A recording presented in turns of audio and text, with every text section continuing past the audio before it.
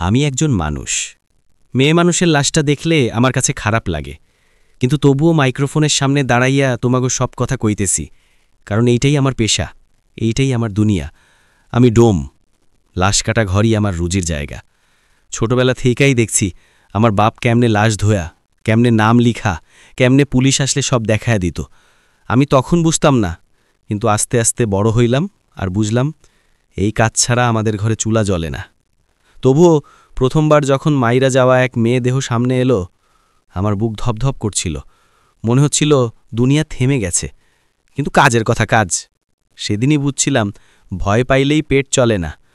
আমরা ডোমরা ভয় পাইলে চলবে না, আমরা না ধরলে কেউ লাশ ধরতে আসবে না। গ্রামের মানুষ আমাদের দিকে একটু ভিন্ন চোখে তাকায়, অনেকে নাক চিপে যায়, অনেকে দূর থেকে কথা কয়, কিন্তু রাতে যখন কারো লাশ বাড়ি আসে তখন তারাই আবার আমাগো খোঁজে। ভাই একটু দেখেন, ভাই একটু সাহায্য করেন, এইসব ডাকেই আমরা বাঁচি। আমার জীবন এমনই কাটতেছিল। ভোরের আগেই উঠি, মর্গে যাই, সাদা আলো জ্বলত, ঠান্ডা বাতাস লাগত, টেবিলের ওপরে এক একটা দেহ পড়ে থাকত। কেউ দুর্ঘটনায়, কেউ মারামারিতে, আবার কেউ বয়সে শেষ। আমি হাত ধুই, গ্লাভস পরি, তারপর কাজ শুরু করি।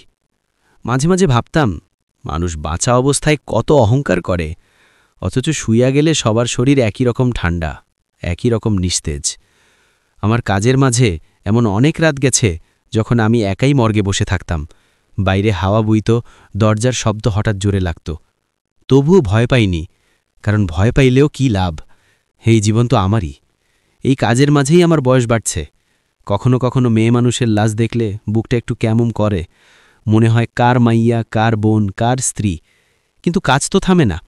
লোকজন ভাবে ডোমদের মন নাই, কিন্তু আমাদের মনই সবচেয়ে নরম। শুধু নরম মন বড্ড শক্ত করে রাখতে হয়। রাতে বাড়ি ফিরলে মা জিগাইত, আজ কেমন ছিল?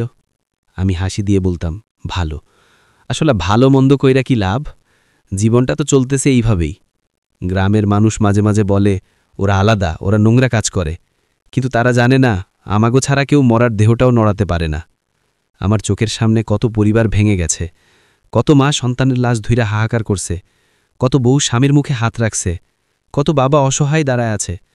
তাদের কান্না দেখে আমারও বুক ফাটে, কিন্তু আমি কান্না দমাই, কারণ আমার কান্না কোনো কাজে লাগে না। শুধু কাজ করলেই পরিবারের পেটে দম পড়ে। এমন কতদিন গেছে দুপুরে খাইনি, কারণ লাশ আসছে, পুলিশ ডাকছে।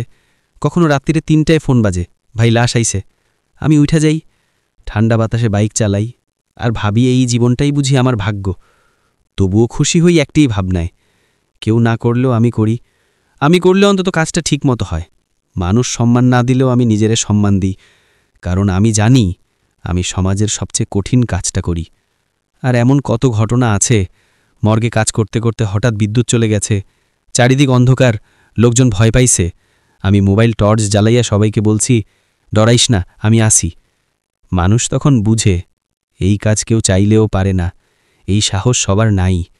আর এই সব দিনের ভেতর দিয়েই আমার জীবন কইরা নিতে নিতে আজ এতদূর এসে দাঁড়াইছি। আমি ডোম হইলেও আমি মানুষ, আমার বুকেও ব্যথা আছে, আমার হাসি কান্না আছে। মেয়ে মানুষের লাশ দেখলে আজও মনে কেমন দোলা লাগে, কিন্তু জীবনটা থামে না, কাজটা থামে না।